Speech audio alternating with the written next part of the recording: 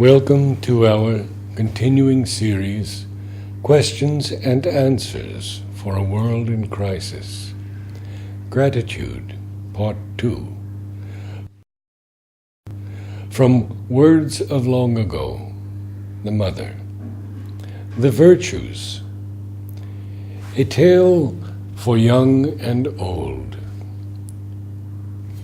Once upon a time, there was a splendid palace, in the heart of which lay a secret sanctuary, whose threshold no being had ever crossed.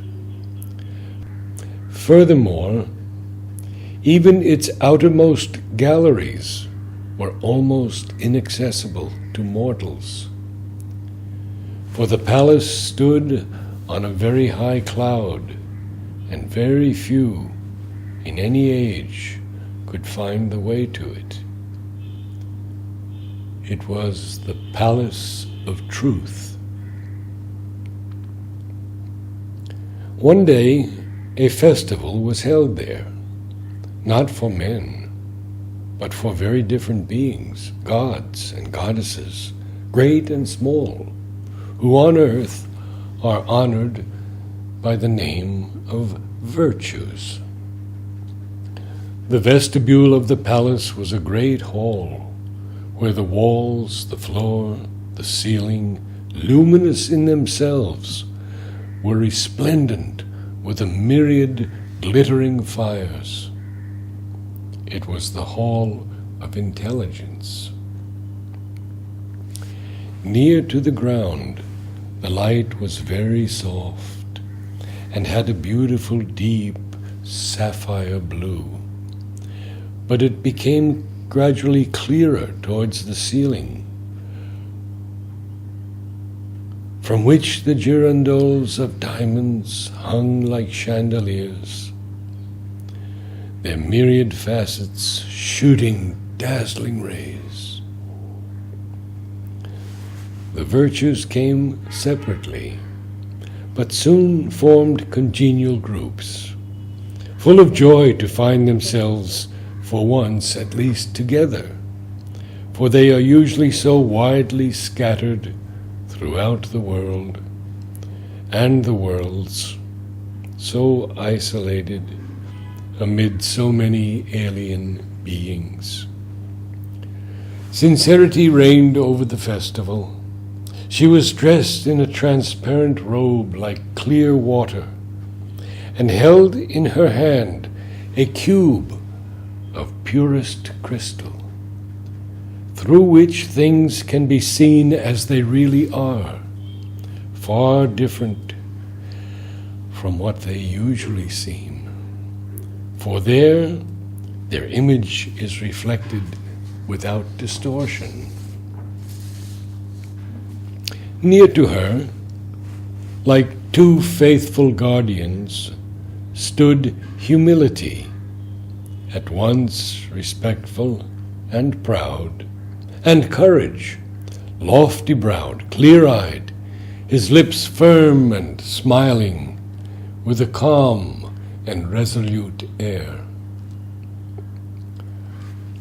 Close beside Courage, her hand in his, stood a woman, completely veiled, of whom nothing could be seen but her searching eyes, shining through her veils. It was Prudence. Among them all, coming and going from one to another, and yet seeming always to remain near to each one, Charity, at once vigilant and calm, active and yet discreet, left behind her as she passed through groups a trail of soft white light. The light that she spreads and softens comes to her through a radiance so subtle that it is invisible to most eyes, from her closest friend, her inseparable companion, her twin sister, Justice. and around Charity thronged a shining escort: kindness, patience, gentleness, solicitude, and many others. All of them are there, or so at least they think.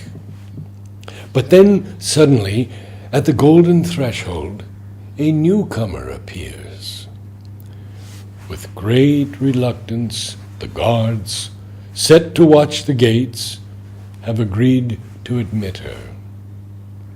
Never before had they seen her, and there was nothing in her appearance to impress them. She was indeed very young and slight, and the white dress which she wore was very simple, almost poor. She takes a few steps forward with a shy, embarrassed air. Then, apparently ill at ease to find herself in such a large and brilliant company, she pauses, not knowing towards whom she should go. After a brief exchange with her companions, Prudence steps forward at their request and goes towards the stranger. Then, after clearing her throat, as most people do when they are embarrassed, to give herself a moment to reflect, she turns to her and says, "We who are gathered here, and who all know each other by our names and our merits, are surprised at your coming, for you appear to be a stranger to us, or at least we do not seem to have ever seen you before. Would you be so kind as to tell us who you are?" Then the newcomer replied with a sigh, "Alas, I am not surprised that I appear to be a stranger in this palace, for I am so rarely invited anywhere. My name is Gratitude." The Virtues, 1904.